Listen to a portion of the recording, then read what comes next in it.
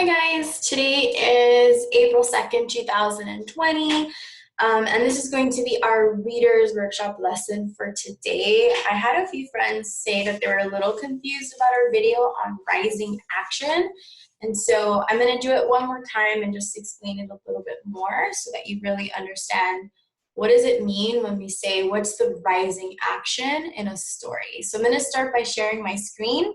So give me a second as I do that. And here we go. We're going to start with our learning intentions for today. So today we're going to explore rising action in our chapter books in order to understand how the story might unfold and make informed predictions. Our success criteria is that we're going to write a paragraph explaining rising action in our books using evidence from the text as well as making a prediction. Once we are able to identify like what's the rising action and language intention, I'm going to say words like rising action. In our social intention, I do the work even when no one is looking. So I'm going to talk a little bit more about rising action today and just be more descriptive with it. And we're going to do some writing in our Readers Workshop notebook. So please make sure to take that out. If you need to pause me to go get it, go get it. And so we're just going to look at our recipe card and then do some examples of rising action and different stories that we've read. So number one, I'm going to read in a little bit, but I'm going to read my book club book or chapter book. And then as I'm reading the beginning of my book, I'm going to start to notice that rising action. What rising action means is it's the part of the story that develops the problem or conflict through a bunch of events that build up to the climax. So it's everything that happens before the climax, like the small things that start happening to get us to that most intense part of our story. Part number three in our recipe card is notice the rising action and write about it. So we're going to practice that as well again to write a paragraph explaining the rising action of our book, followed by a prediction of what might happen. So what we're going to do is I'm going to create a new blank page, and I'm going to do two examples. I'm probably going to focus on two stories that we're familiar with. One is A Bad Road for Cats because we read it together, and we also read Mufaro's Beautiful Daughters. And so we're going to focus on those two books. Let me see if I can grab a quick, I'm going to make a new blank page. And just so that you guys remember, Mufaro's Beautiful Daughters, what that book looks like. So this is the one that we read in class. I'm just going to copy a picture of it so you guys can see it a little bit better. And one second as I do that, it's being weird. Oh, interesting. Hold on, guys. Kind of froze on me right now.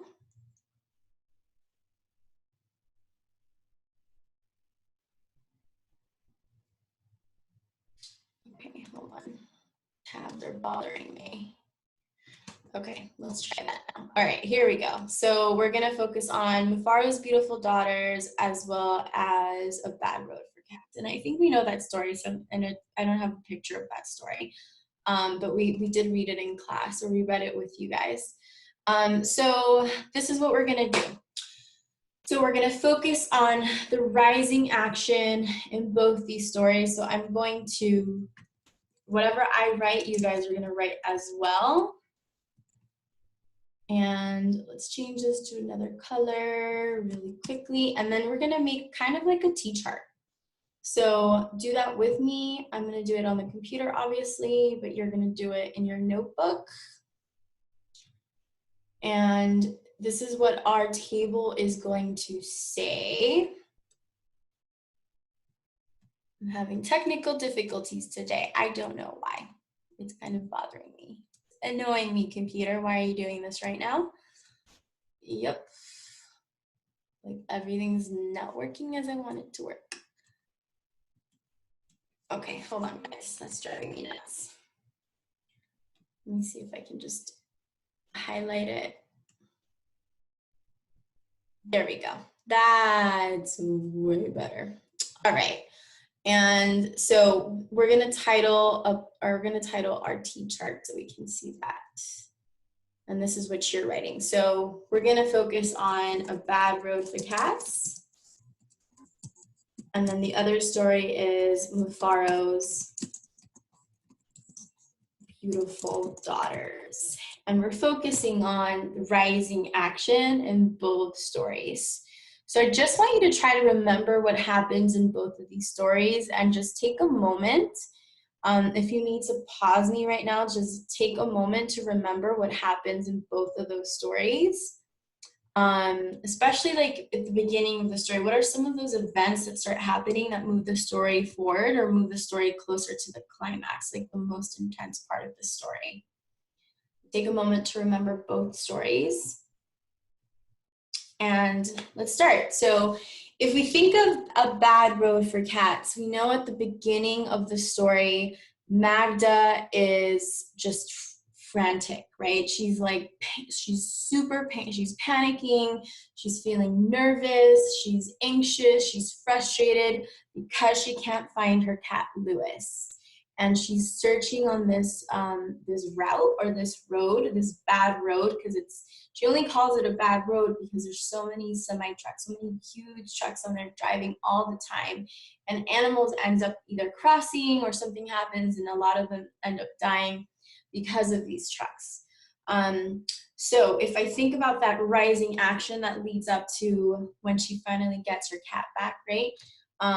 That would be the rising action in the story. So I'm going to write, and you're going to write with me. The rising action in A Bad Road for Cats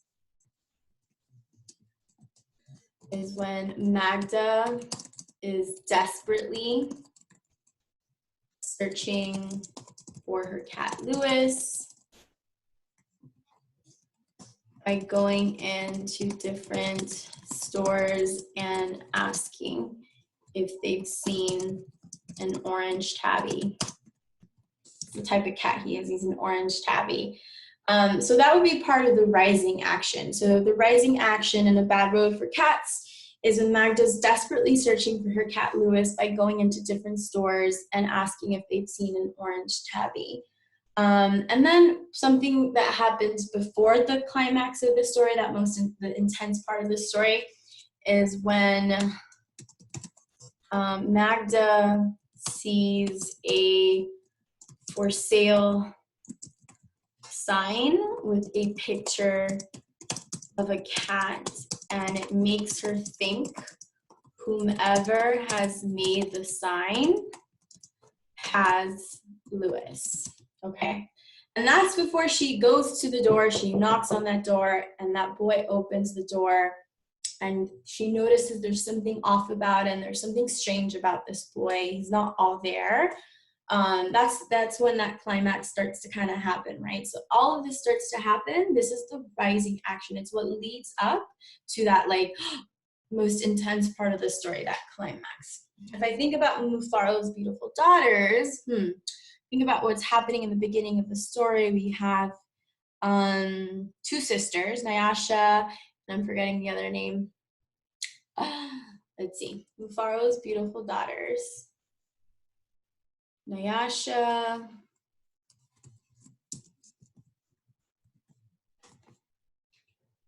I'm trying to remember the names of the characters.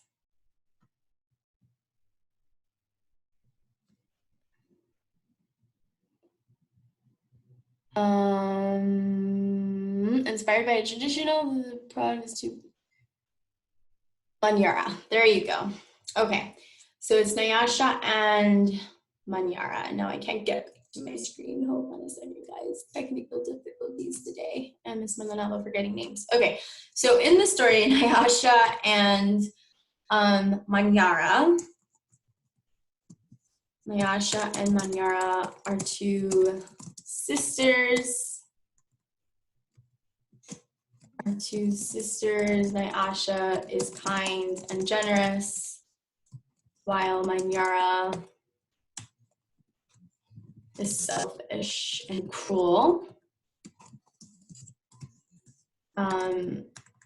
It is announced the king is in search of a queen, and Manyara selfishly decides to run off in the middle of the night to the kingdom in order to meet the king first. As she travels through the forest, strange things happen to her. Like a little boy appears begging for food, and she denies him. An old lady warns Manyara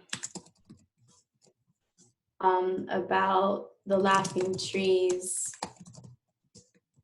and she dismisses the old woman. Okay, so these are all things. This is the rising action that happens right at towards the climax of the story. Manyara finally gets to the kingdom.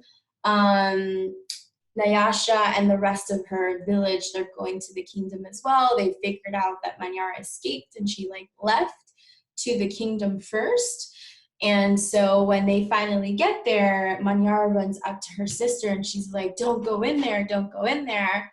The king is actually like a serpent like a snake monster.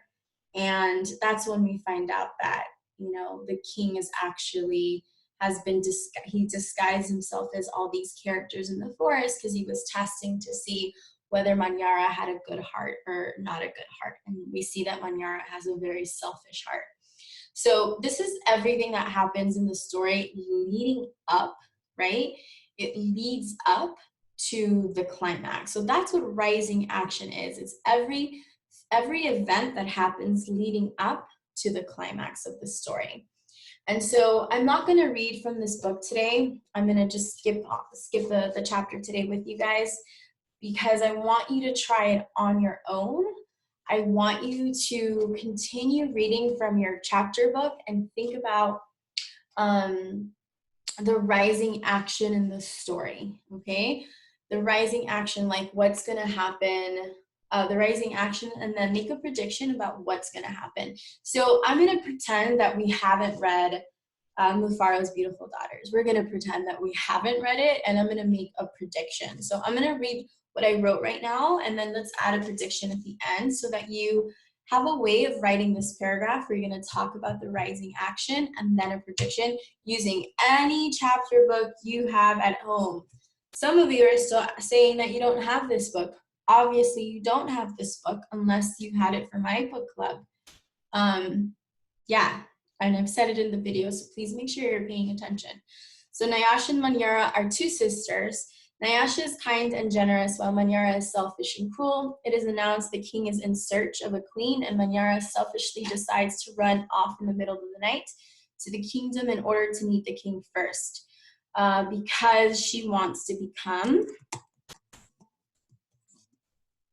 queen and wants her sister Nayasha to be her servant. As she travels through the forest, strange things happen to her, like a little boy appears begging for food, and she denies him. An old lady warns Manyara about the laughing trees, and she dismisses the old woman. So a prediction based on the rising action of this story. I predict Nayasha will Manyara will not marry the king because she's selfish and only cares about herself. And that's what ends up happening, but I would have made that prediction either way had I not read the story completely, because she's just not a good person, and she's selfish and she's cruel. She doesn't care about others. She makes it seem like she's a good person to her father, but in reality, she's not.